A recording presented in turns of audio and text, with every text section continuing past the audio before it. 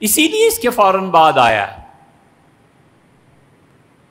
کہ یہ چیز ایسی ہے کہ جب جوانی کے آغاز میں اس قسم کی کیفیات انسان کے جسم میں پیدا ہوتی ہیں تو بچوں کو سمجھایا جائے، کنٹرول کیا جائے۔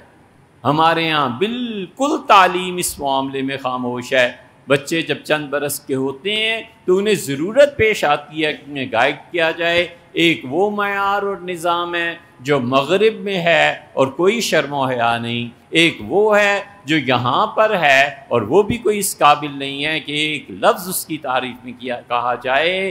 اسلامی نظام اور نصاب جب نافذ تھا تو وہ تدریجاً بچوں کو ہر سٹیپ پہ اس کے لیول کی کتابیں پڑھاتے تھے کہ بیٹے اب یہ چیز پیش آ سکتی ہے، آپ کا فریضہ یہ بنتا ہے، یہ شریعت کے احکامات ہیں، یہ پاکیزگی کے احکامات ہیں، وہ وقت کے ساتھ ساتھ اسے سکھائے جاتے تھے۔ اور جب سے یہ تعلیمی نظام انگریزوں نے برباد کیا اور شرعی امور کو نکال دیا، اس وقت سے 2 صدیوں سے اب دوستوں یاروں سے سن لیا وہ سن لیا، جھوٹ ہے تو جھوٹ ہے، سچ ہے تو سچ ہے، اور کبھی کبھی تو سال کے بعد پتہ چلتا ہے کہ نہانے کا طریقہ کیا۔ یہ سب اس نظام تعلیم کی خرابی، اور ہم بھی پکے مجرم ہیں۔ ہم نہ اس نظام کے خلاف بولتے ہیں، نہ اس نظام کے خلاف جد و جہد کرتے ہیں، نہ ہم نظام تعلیم کو بدلتے ہیں، نہ ہم سود پہ کوئی ایک جملہ اس کے خلاف کہنے کو تیار نہیں ہیں۔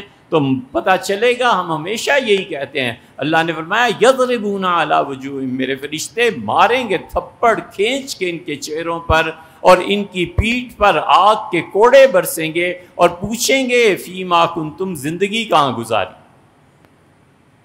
یہ سوچ لو، مرنے سے پہلے فرشتے ماریں گے اور کہیں گے فیما کنتم، زندگی کہاں گزاری، کس سسٹم کے تحت جیتے رہے۔ قالوا کنا مستضعفین، کہیں گے کہ اے رب ہم بہت کمزور تھے، ہم بول نہیں سکتے تھے، کہہ نہیں سکتے تھے۔ اور اللہ نے کہا کہ فرشتے کہیں گے خدا کی زمین وسیع نہیں تھی، فتہاجروا فیہا، کسی اور ملک میں چلے جاتے، کیوں اس نظام کے تحت زندہ رہے۔ اور پھر اللہ ان کا ذکر کرتا ہے جو ہم جیسے مجبور ہیں، ایک شرط کے ساتھ، ہم یہ شرط پوری کرتے ہیں۔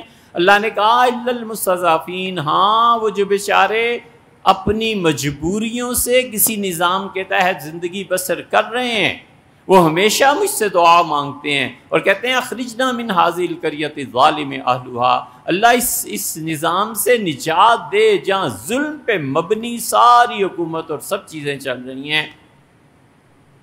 اے پروردگار اس ظلم سے نجات دے، وَاجْعَل لَنَا مِن لَّدُنْكَ وَلِيًّا، اور اے پروردگار تو دوست بن جا، وَاجْعَل لَنَا مِن لَّدُنْكَ نَصِيرًا، اللہ نصرت اور مدد کر کے ہم اس نظام کو تبدیل کر سکیں۔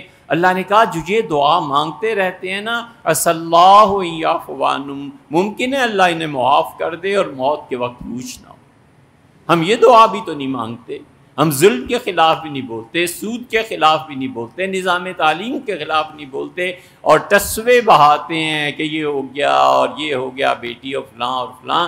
یہ ساری چیزیں، یہ نماز اور روزہ جگہ پہ، لیکن جو سزا ملے گی اس نظام کو قبول کرنے اور اس کے تحت زندگی بسر کرنے کی، وہ جہنم کی آگ ہے، وہ کوڑے ہیں اور تھپڑ ہیں فرشتوں کے، یہاں بھی اور قبر میں، دونوں جگہ۔